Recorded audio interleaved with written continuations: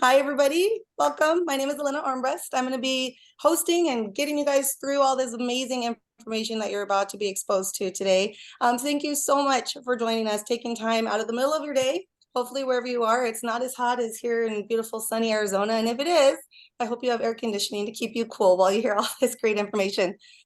This is part 2 in our Mom's Health Summit, our Mom's Summit for Health Conscious Moms. We did part 1 last week. Go ahead and catch the replay if you get a chance. It's amazing information. Today, we're going to talk all about mom's health, all of it. From brain fog to PMS, menstruation issues, endometriosis, depression, all of it that comes with hormones and being a mom and the whole journey that takes you on. We're going to keep our presentation today. We're going to try our best to stay on time and respect everybody's busy days. So if you do have questions, please put them in the chat. We're going to keep a really close eye on it so we can get all your questions answered. If you'd like to ask questions afterwards, this is being recorded, but we will pause the recording at the very end so we can share some testimonials and answer some personal questions if anybody has any of that. So without further ado, can you click for me, Miss Michaela? I didn't, my app closed with my clicker button. Okay, I want to introduce you to your Mom's Summit team. This is a powerhouse panel of women that you get access to today. There's me. I'm going to ask them to raise their hand and wave while I introduce them. This is Gigette Webb, our first presenter. She comes to us as our educational contributor. She is a published co-author. She's also a former educator, many years of shaping beautiful young minds.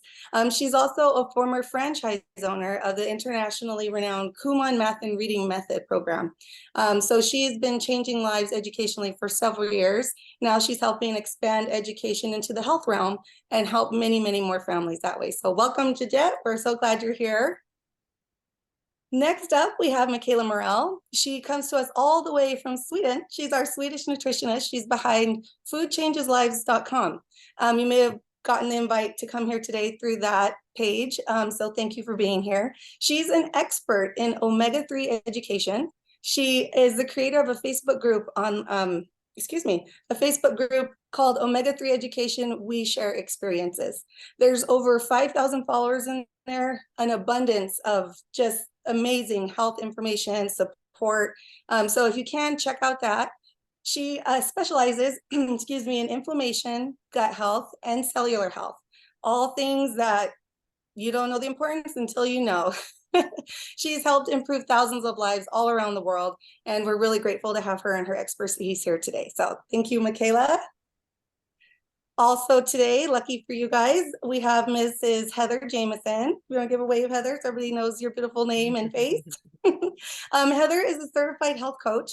You can find her online, Health with Heather. She's very passionate about helping women break free from self-loathing, emotional eating, disorder eating, and the diet after diet cycle, which often leads to women feeling, stuck in general unwellness. She comes to us with all her very personal experiences that she ties very closely into all the amazing education she's had and training with, just to name a few, the Institute of Integrative Nutrition, the Klemmer Leadership Program, School of the Seers. All of this helps her help the rest of us women. So Heather, thank you so much for being here and sharing your expertise with us as well. We very much appreciate it. Okay, next slide, somebody please. Okay, thank you. So I'm going to kick it off. I know I just talked a lot about everybody's amazing information they're going to share, but kind of it all boils down to one little thing that we are made up of, our cells. And cellular health is where true health really begins. True healing in your body can only begin when your cells are truly healthy. And what we're finding, what the science is finding, is that 99% of our US population has cell membranes that are just too hard. They're built up with way too many pro-inflammatory building blocks. And just for the graphic there, you can see there's 2 cells pictured. One is green, looks a little calm, a little more happy. And then we have the angry red cell. So I'm going to explain a little bit on the next slide about what does that mean? Why do we care if our cell membranes are too hard? Well, when your cell membrane is too hard, it literally does not function properly. You need it to be soft. You need it to be pliable. It needs to be able to get all the nutrients in so that it can function and do its job. And it also needs to be able to get the waste and toxins out. When that doesn't happen, you start having that chronic inflammation on a cellular level. And as we all know, we are literally made of cells, trillions of them. So when that functionality in our body is gone, a lot of things can kind of start building up and imploding. And then our next slide, I'm going to tell you a little bit about why so much inflammation. You know, what, can you do the next slide for me, somebody? Thank you. I'm sorry, my little clicker is MIA right now. So a little bit about the history of our cell membranes and this ridiculous hardening that we're having of them. When we were in hunter-gatherer mode, long time ago, we were able to eat a diet that gave us that natural 1-to-1 ratio. 1-to-1 of what? 1-to-1 of omega-6 to omega-3. Omega-6 is our pro-inflammatory building block. We do need those. They're important in our overall health. And the omega-3 is our anti-inflammatory building block. But science says that a ideal ratio is 3-to-1. So you want 3 omega-6 to every 1 omega-3. And anything above that is where you start getting the chronic inflammation and those kind of diseases. So 4-to-1 was kind of our average before the Second World War. That's around the time the food industry went through some serious changes. Vegetable oils were created and introduced in mass into the food that people were consuming, including a lot of the convenience foods. It was just in an abundance. And so what we're finding now is that it's skyrocketing. The omega-3 to 6-to-3 ratio is wildly out of proportion in a lot of people. And you can see, it's just so shocking every time I see it. I understand more now, and I hope that you will too at the end of this presentation. But we're finding now that on average, the balance is 23-to-1, which is 23 pro-inflammatory building blocks to every 1 anti-inflammatory. A couple really good and quick, easy visuals on what does that even mean is think of you as a fireman. And in this heat dome world that we're all experiencing right now, it's not too hard to do. You know, there's one small fire. You're one fireman. You can put that out. You're good. Another fire pops up. Another one. So immediately you're one with 3 different fires. You're probably going to be okay. You know, you might wish you had some backup. 4-to-1, 5-to-1, it's out of your control. You can't do that. Another one, this is my favorite kind of little comparison, just to give you a visual on what does it mean to have too much inflammation? What does a 3-to-1 ratio matter? If you're a mama or you're aware of mamas and you know what toddlers are like, imagine yourself as one mom with 1 2-year-old. You got this. You got this. You're a mama, you have 2 2-year-olds. That's okay. You got 2 arms, 2 hands. You can hang on. You got this. You know, maybe there's 3. It's you and 3 2-year-olds. You know what? That's okay. Get that baby wrap out, put them on. You got 2 arms, 1 baby on your back. You're good. But when you start getting into the 4 2-year-olds to the 1U, 5, 6, 23 2-year-olds to the 1U, it's a little out of control. Nobody's going to function fully properly that way. So I just wanted to give you a little bit of background, a little bit of information on your beautiful cells, what they're made of, what does it mean when they're out of balance? What is the omega-6 to 3 balance? So hopefully you can keep that in the back of your mind as you hear from these beautiful ladies and they give you some more information on what that looks like. So I'm going to pass it over to Gigette. She's going to give you some more information and statistics on what it is that we're all dealing with here in the United States today. So take it away, Gigette. Thank you, Elena. So let's begin with a very common one that many women are familiar with, and that's PMS. 80% of women experience premenstrual syndromes, but really only about half of them will ever seek medical care for it. So sometimes these symptoms can be masking other serious issues. Which leads me to talk about PCOS, which is polycystic ovary syndrome. This is one of the most common causes of female infertility, and it affects between 6 to 12% of all women of reproductive age. And it can be a lot more if it's not properly diagnosed. So this is a lifelong condition, and it continues far beyond the childbearing years. Polycystic ovary syndrome is somewhat common. It affects 1 in 10 women. It's a hormonal disorder, but it's very, very serious because this is all where the female reproductive system works, and it'll cause it to not operate properly. Here are some symptoms of, here are some symptoms. There's an array of symptoms for PCOS: fatigue, weight gain, irregular menstrual cycles, infertility, depression, severe acne, hair loss, and facial hair. It's very common, but yet cyst will grow on, excuse me, just a second. So let's take a look here at this graph. You can see here, this graph is showing some of the complications. So PCOS not only affects us physically, but it can flow over into other issues, as you can see. So there's an increase of testosterone, which contributes to the facial hair growth. Obesity, there's usually a tie with that, the hormone receptors. And diabetes is also prevalent with women who are diagnosed with PCOS. So as you can see, the diabetes here has continually increased, especially in the last 20 years. So we're going to take a look later on and see how diabetes and the hormones play a very important role in our cellular health and our reproductive health as well.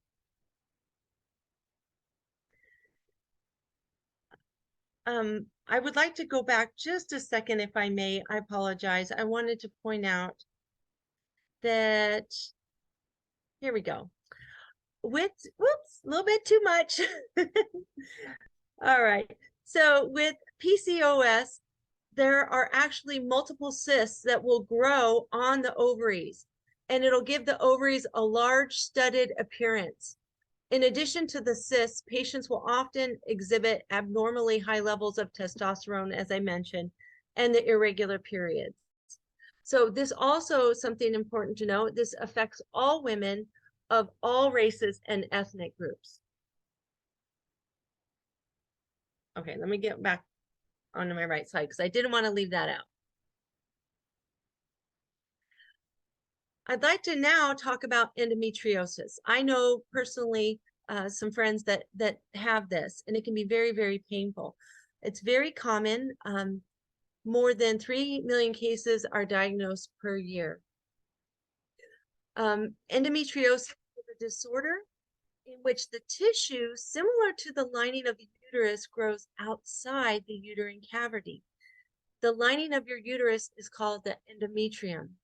And so it will often, this tissue will show up in other parts of your body. And so that's what causes all the pain.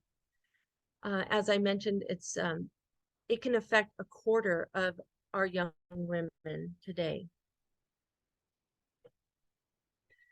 So here are some symptoms.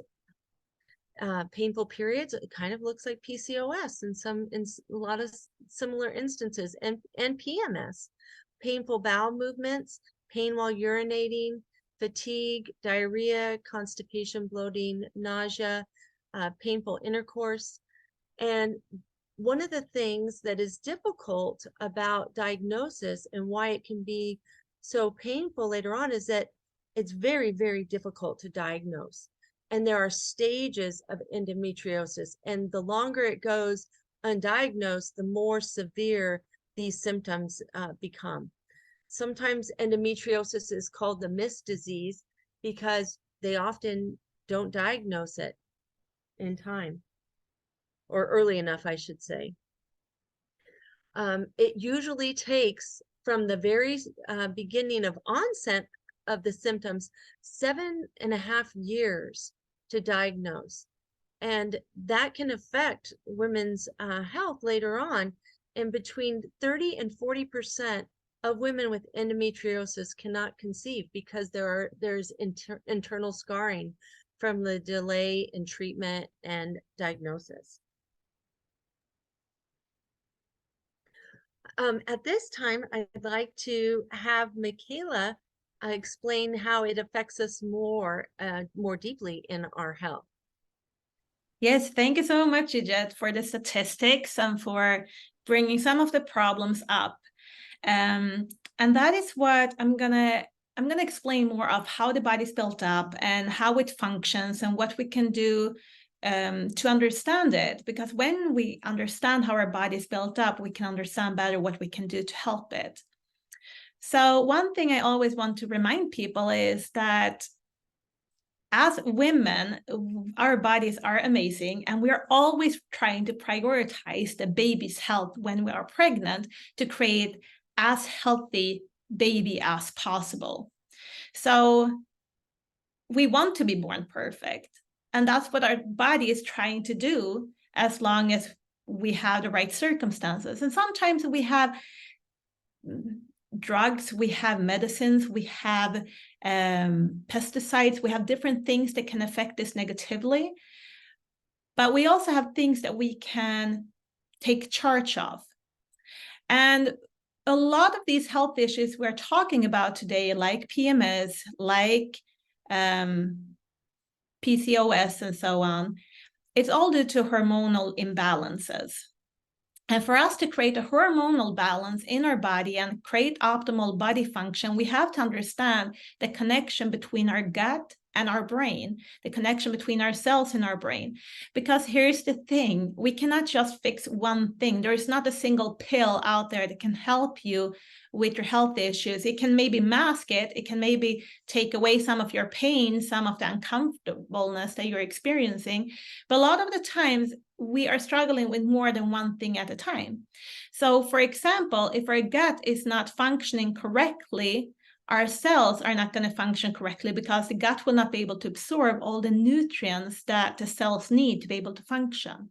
Our cells is building up our brain, and if the communication from the brain down to our cells and down to our gut is not working correctly, we're not going to have this balance. So we need to have a balance between our brain health, between our gut health, and between our cellular health. So I truly believe that the body has self-healing powers. We see it every day. If my body did not have self-healing powers, I would not look the way I do today. From all the hockey pucks I've got in my face, or the scarring tissue from acne, or everything I've been through and broken legs and so on. If my body was not self-healing, I would not look like this today. And this is the thing, the body tries to self-heal ourselves on the inside as well. And it wants to heal itself if it's possible. So we can create better circumstances for our body to heal itself. And that's what I like to educate about. But here's the thing, a lot of women out there are taught not to eat, to avoid fat, to avoid excessive calories, to stay slim, and so on. There are so many recommendations out there that is bombarding us, that is causing us to not be able to eat enough. And even if we're trying to eat enough, today, a lot of the food we are getting is not as nutrient dense. It's lacking a lot of nutrients. The same banana that we could eat in 1980, if we eat that today, it is vitamin B6 is decreased with 96% because of the way we are farming and how we are raising up our bananas today. So we need, for our body to function, we need everything that is essential. And we have essential fatty acids, we have essential proteins, we have essential vitamins, we have essential minerals. And a lot of people are downplaying the importance of different things. They say that you don't need as much protein as you might think. But what is protein building up? Protein is building up our enzymes that help us break down the food. Proteins are building up is an essential building block in our cell membrane so that our nutrients are able to get into the cell. Proteins are also building up our hormones. So if we're struggling with hormonal issues, we need to make sure that we're eating enough of proteins to be able to build the hormones we need. Because if we are not getting all of the essential parts, we cannot build a perfect body. And as mothers, as women, we usually have more people to care for, and we're usually caring for so many other people that we're forgetting about our own body. But if our gut is compromised, if we're not having good gut health, it affects inflammation levels, it affects our absorption levels. If our cells are built the wrong way, it affects also our inflammation levels and our absorption levels. And if our inflammation levels are high and we are also malnourished because we're not able to utilize the nutrients we're eating, we're not able to get them into our system, unwanted symptoms will show up, and because our body cannot function. But what if we can repair our gut, repair our cells, and eat enough of those essential vitamins, minerals, fatty acids, and proteins? What will happen then with our body? And what I see over and over again is that cells will function better, and we will lower inflammation levels, and we will have better absorption rates. So what is affecting our absorption levels in our body? And first of all, we need to have a gut that works. We need to have a gut that functions, that have enough of good gut bacteria that can help break down the food we're eating. We need to have functioning enzymes. And all of these contribute to us being able to break the food down in so small particles that we're able to utilize it. But then, if you're struggling with something called leaky gut, you need to heal it. If you're not healing your leaky gut, you will always struggle with gut dysfunction. So we always need to address leaky gut. If our gut is working perfectly, then we need to start to look at how permeable are our cell walls. And Elena started talking about this in the beginning, how our cell membranes have changed during the course of the last 80 years. And as we're seeing how our cell membranes are changed, we also see that almost all health issues keep on arising. And we need to start looking at it. What does our cell membrane have to do with how we are feeling, and maybe the amount of diagnosis we are seeing today? Just take diabetes type 2, for example. How many people are not diagnosed with that today? And diabetes type 2, that is something that could be 100% preventable with lifestyle and dietary changes, if we target it fast enough. If we're waiting too long, it will be, of course, a lot harder to try to reverse it. But if we're looking at our cell membranes, if they're too hard, it doesn't matter if you start eating all organic, all whole foods, taking maybe the best supplementation in the world. If your cell membranes are too hard, not all of it will be able to get in and be utilized in our cell.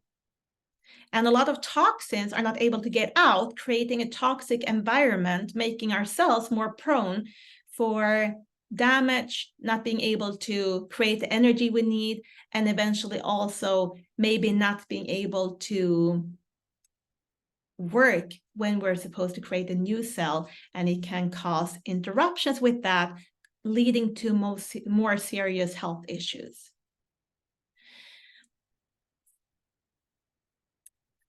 So I wanted to bring up a cell again to show you what is happening, because when our cell membranes are too hard, something else is also happening. And the reason why they become too hard is because we're having too much low-graded inflammation because of too many pro-inflammatory building blocks in our cell membrane. So if we're taking just a small piece of the cell membrane wall, we're enlarging it, and you're able to see all the green dots. There's a layer on top and a layer down at the bottom. On the top of the cell membrane, we have hormone receptors. So in these hormone receptors, our hormones are supposed to be able to come and attach into that receptor. If our cell membrane have too much pro-inflammatory building blocks, science have been showing that those hormone receptors become numbed out. So even if the hormone is in the blood, it cannot attach. That is the pre-stage for insulin resistance, for example. Your body can still produce insulin, but it cannot just attach. If you're struggling with thyroid issue, your doctor might put you on thyroid medication, but you may not feel that great, even if you are on the medication, and you're wondering, why am I not feeling good? You go back to the doctor take a blood test on you. It shows that your levels are perfect in your blood, but you are still not feeling good. Why is that? Because the hormones that you have in your blood is not able to attach to the hormone receptor. So we need to target cell membrane and the health of our cells to be able to improve the hormone receptors to function better. And there is a lot of hormone imbalance symptoms. I am not going to sit and talk about all of these, but please feel free to take a picture if you need to go back and take a look if there is something that you might be struggling with that might be a sign for you to struggle with a hormone imbalance. A lot of people are struggling with a hormonal imbalance, and these usually lead to more severe consequences. For example, PCOS, PMS, PMDD, depression, endometriosis, diabetes, and menopause, and so on, and a lot of thyroid issues.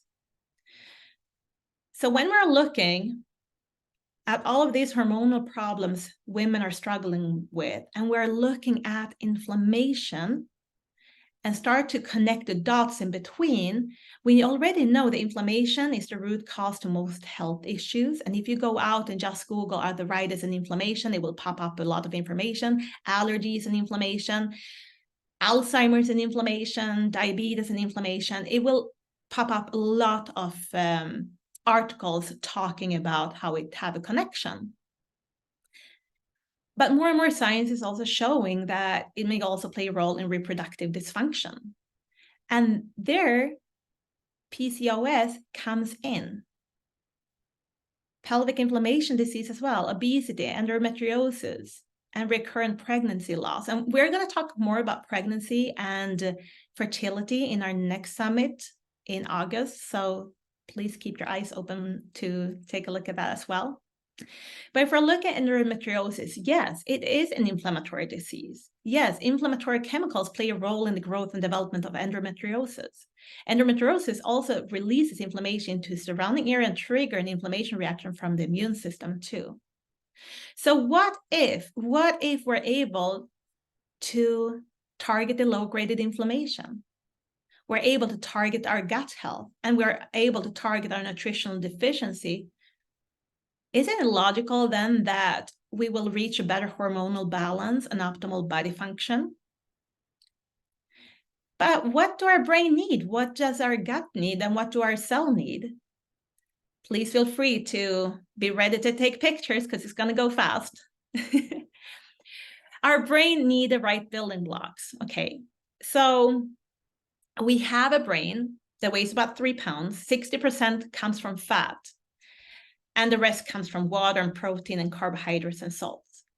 But 60% of that brain is built up with omega-3. So we need omega-3 fatty acids. We also need, for the brain function, B vitamins, vitamin K, vitamin E, zinc, magnesium, and calcium. And hopefully you're getting them through your diet. But if not, we need to optimize this. Our gut needs to function, and we need to stop damaging our gut. Instead, we need to fuel it with whole foods. So what is damaging our gut? Gluten intake is damaging most people's guts every day, multiple times a day. Alcohol, additives, processed foods, things that people are eating on a daily basis. We need to stop damaging our gut, and we need to understand what the gut needs. And for the cell membrane, we need omega-3 fatty acids, we need vitamin D, we need magnesium, we need probiotic and prebiotic. And I'm going to go through it a little bit deeper later on. And our cells, for them to be fueled the right way, we need, it's a very complex thing, our cell, and it needs all the essential nutrients because they contribute to a healthy cell function. But if we're looking at the cell membrane, to even get all of those essential nutrients into the cell, we need omega-3 fatty acids, we need cholesterol, and everything that is not like that I have in parentheses, is the Swedish word for it. It's because it's not essential. The body can create it, but we still need it. And then we need proteins, essential proteins. And with that, I want to leave the word to Heather, that is going to go through the PMS and postpartum depression and supplementation. And then I'm going to come back a little bit in the end. Thank you.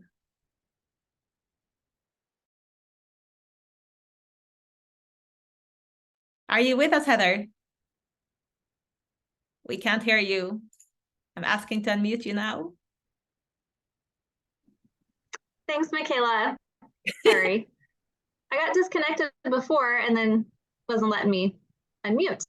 So yeah, so jumping in there, I'm going to go into a little bit more of PMS and depression and where we go from here and what we can do for ourselves so that we can live in the thriving manner that we want to, in good health. So most of us are probably pretty familiar with PMS. I probably don't even need to talk about the symptoms because I think at one time or another we've had them or we know a woman that has, but it's no fun. We all know that. So what causes PMS? PMS is caused by several different things. If you are experiencing PMS symptoms, you may have one of these or you may have all of these. Everyone's body functions a little bit differently, and so how your body is going to respond might be a little bit different than somebody else. But it could be hormonal imbalances, nutrition deficiencies. It could be a congested liver that is just taking on too many toxins. It could be stress and weight gain can all contribute. So traditional Western treatments here in, I'm in America. I know everyone listening, maybe not everyone listening is in America, but you might be familiar with selective serotonin reuptake inhibitors that are prescribed by doctors. You might know them more commonly as Prozac and Saffron, Zoloft, Celexa, and Paxil.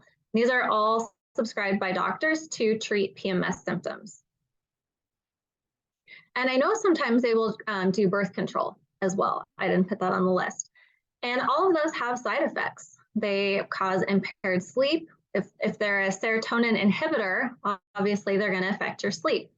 And they're going to affect your ability to feel good because serotonin is that feel-good hormone. So you're not going to feel good. You're going to have blurred vision, dry mouth, dizziness, anxiety. Maybe not all of these, but you may also have headaches, difficulty climaxing, low sex drive. None of these sound fun. And I don't know about you, but if there are natural solutions, then that's always what I want to strive towards in my own life and in the lives of my clients. So when we're talking about the no side effect approach to managing PMS, we're going to be looking at things like addressing your gut health, focusing on your cellular health, reducing that inflammation Michaela talked about, having a healthy diet and exercise. All of these are ways that you can take your health into your own hands, giving your body the nutrients that it needs so that your body can heal itself and function like it's supposed to in a very natural state. So there's several beneficial nutrients for depression and for PMS as well. So those include omega-3, saffron, vitamin D, and prebiotics. Probiotics also, but I included prebiotics on here because most people are not as familiar with them. So I'll go into each one of these here. So when we're talking about omega-3, we're meaning EPA and DHA. Those are the essential fatty acids of omega-3 that we need in our body. Michaela mentioned our brain function before and how much of our brain is fat. We get that fat from the omega-3. So we need that for our brain to function like it's supposed to. And they've been studying omega-3 significantly the past 10 years. And they're discovering that populations that eat large amounts of fish are having less depression. And because of that, they have started discovering it even more. Oops, sorry. Or they're researching it more because now they're discovering the link between less depression. So many people with depression are low in these essential fatty acids. So they're thinking, okay, there must be a link between omega-3 essential fatty acids and depression. When we're talking about the research that they're doing on depression, that means postpartum depression. And I want to state here that that isn't necessarily just once baby is born. Depression can also occur in earlier stages of your pregnancy or all throughout your pregnancy. So I have it here as postpartum, but don't think by any means that's just limited to once baby's born, because we know as women that crazy things happen when we're pregnant, and that isn't always the case. And we also know that pregnancy will deplete our omega-3. I'll touch on that here in a second.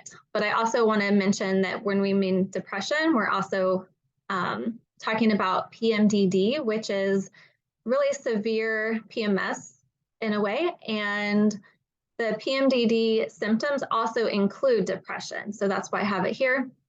This could be minor, major depression, suicidal ideation, and manic depression. So these are all the things that the research is covering now to as they're discovering inflammation and the role that omega-3 plays on the brain. So if you're a mom, you've probably heard of mom brain.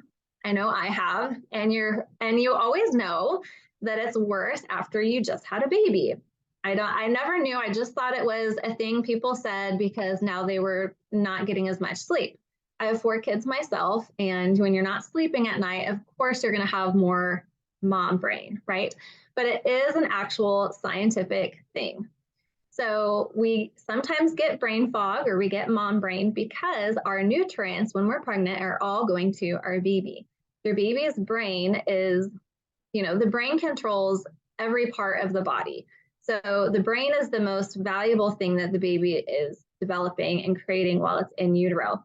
It's taking all of the fat, everything that you have in your body in order to make up its brain, which leaves you feeling depleted. So mom brain is a real thing and it's a deficiency. So next time you have mom brain, you can stop and think, well, hey, wait a minute. I think there's something I can do to help that. And you absolutely can. So omega-3 works in the brain in a couple different ways. It will travel through the brain cell membrane and it will interact with the mood-related molecules in the brain to help those molecules feel more sufficient and happy and like they're supposed to. All of that will help to decrease inflammation in the brain. And then the omega-3 also is just providing all of the fat that the brain needs and those essential building blocks that all the cells need in the brain. So when we're talking about omega-3, we need to mention how to supplement it. So we can get omega-3 from fish. Most of us know that we're supposed to eat fish. And if you've learned anything about the Mediterranean diet or heard about that, it does include eating a lot of fish and a lot of olive oil, which is, when we're talking about supplementing here, that's what we're talking about supplementing with, because we actually cannot eat enough fish to get all of the omega-3s that we need. It just isn't possible. So we need omega-3 every time a cell replicates itself, and we're replicating cells every second. So we always need them. And then we need the polyphenols, which is what is in the olive oil. We need those because it helps the omega-3 bind to the cell wall for a lot longer period of time. And yes, you're absolutely right. A lot of fish is farmed, and we're losing so many nutrients just by the way that our fish is raised today. It's not wild caught, and it's not, when it's farmed, those fish are eating omega-6s, and then we're eating the omega-6s, which leads to more inflammation. So absolutely. And then when we think about supplementing, we also need to talk about dosaging. So the best way to supplement with omega-3 is if you can dose it per your body weight, because you want to make sure all of your blood cells have omega-3 in it, because that's where you see the best results. So by taking the right amount for your body weight is how you can do that. And you also want to ask yourself, is this helping me get into balance? We talked about the ratio before of being in that 3-to-1 or lower ratio, and how important that is, because when you're in that ratio, your body's in balance and your body and your cells are functioning like they were designed to. So you need to look and say, am I taking a supplement that is going to help me get into balance? And that's something you can learn more about here as we continue on. Another supplement to help with depression and these PMS symptoms is the high quality saffron. Saffron, and I just put on here that there's randomized double-blind placebo-controlled studies that you can read on saffron, and they all show that saffron is decreasing depressive symptoms, that it's beneficial for children and adolescents as well as adults, and that it's a mood booster. And then vitamin D. Most of us know that vitamin D is the sunshine vitamin, that it helps to regulate our mood and decrease depression. But one thing we often don't realize is that we need to have magnesium in order to metabolize the vitamin D. So there's lots and lots of different vitamin Ds out there, but you want to look for one that has a full spectrum magnesium, because there's different kinds of magnesium, and you need the full spectrum in order to fully metabolize that vitamin D, or else it's not really doing you anything. And symptoms of low vitamin D often look like depression themselves. So sometimes it's hard to know, am I having depression? Am I just low in vitamin D? So there's tests and things you can take to see where your vitamin D levels are. But even whether or not you're vitamin D deficient, or whether or not you truly are suffering from depression, either way, vitamin D is a wonderful natural treatment. It's believed that low vitamin D levels lead to seasonal affective disorder and depression. I'm sure you all know that. And then lastly, in terms of supplementing, I want to touch on those prebiotic fibers. So I told you too that probiotics are also really good, but because most people know that probiotics are strains of bacteria that we add into our gut, many people don't know about prebiotic fibers yet. And I love talking about them because they are that healthy food for the bacteria that already exists in your gut. So if you think of your gut as your gut bacteria as a neighborhood, you want your neighborhood to be healthy and you want it to thrive. So you need to feed them well and you need to take care of them so they can live long and prosper, right? So that's what we're doing when we're eating prebiotic fibers, is we're feeding that bacteria in the gut so they can be healthy and they can thrive and live a long, healthy life. While they're doing that, they're also enhancing your gut-brain connection, because now you're decreasing inflammation in your gut, which means you're also decreasing inflammation in your brain. Because remember, we have nerves in our gut. Those nerves are sending signals to your brain. If they're sending signals of inflammation to your brain, then your brain turns on the neuroinflammation, which causes inflammation now in your brain, which leads to, down the road, chronic inflammation in your brain, which leads to Parkinson's, Alzheimer's, ALS, different inflammatory conditions of the brain.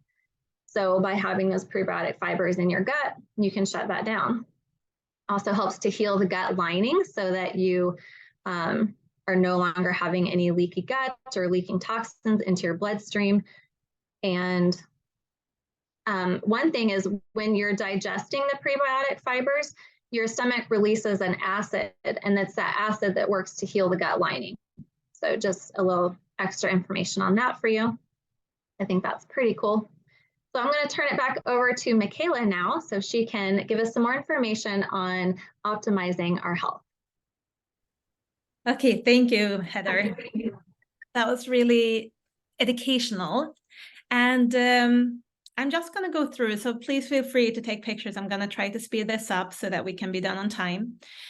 But we also need to see what kind of foods is it that we need to cut out from our diet. Because as a nutritionist, I want us to be able to eat as much as possible and get everything from the plate as possible. So we need to also look, what can we immediately do? And one thing you can do is try to cut out as much processed foods as possible. A rule thumbnail I have for this busy mom lifestyle is that choose a number of ingredients. You are fine for personal things. Some people are fine with 5 ingredients. Some people want less than 3 ingredients, and it need to be ingredients that you are able to read. If it's not, then it's probably not going to benefit your body at all. So when you're looking at a fast to go thing, please look at the ingredient list and avoid everything that you are not able to pronunciate. We need to cut out vegetable oils because they're very high in inflammation. So cut out your corn oil, your soybean oil, all of the vegetable oils that are not good. Stick to healthy oils and fats that are extra virgin olive oil, coconut oil, butter, ghee, and so on. We need to cut out additives, gluten, sugar, and alcohol for our gut health. Then we have to add in more good things and add in more fermented foods, kefir, veggies, fruit, grass-fed and organic beef, fish, and whatever you need to supplement that you cannot eat, you supplement. And we already went through the supplementation, but I have just a cheat sheet here so you can take a picture of what you need. One thing I wanted to touch base on is I have measured how much fish I need for my body, and I need 800 grams of cod to be able to get enough of EPA and DHA into my meal. And 800 grams of cod, that is a lot. It's a lot. It's impossible. Like usually eat 200 to 300 grams through a meal. So I cannot eat fish for breakfast, lunch, and dinner. That's just a personal thing. So I choose to supplement with that. The probiotics, I prefer if you don't use a supplementation, but eat as much food that are fermented.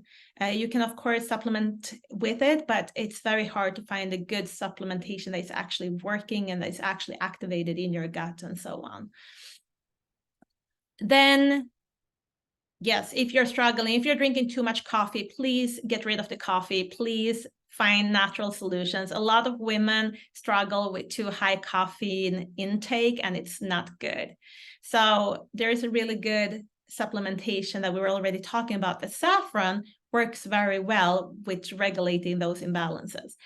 I just want to touch base because we did start about the ratio. What is the optimal ratio between omega-6 and omega-3? If you wanted to start testing this and check it out, well, there have been done so much science, and I love for you to go to Google Scholar, not just Google, but Google Scholar, where you find peer-reviewed articles and research omega-3 index, research omega-3 ratio. And because there is so much science, Nordic Council of Ministry have recommendation on their webpage to never have above 5 to 1. The World Health Organization have recommendation to never be above 4 to 1. But the field of science is saying 3 to 1 is the best optimal and lower, and then having an omega-3 index above 8%.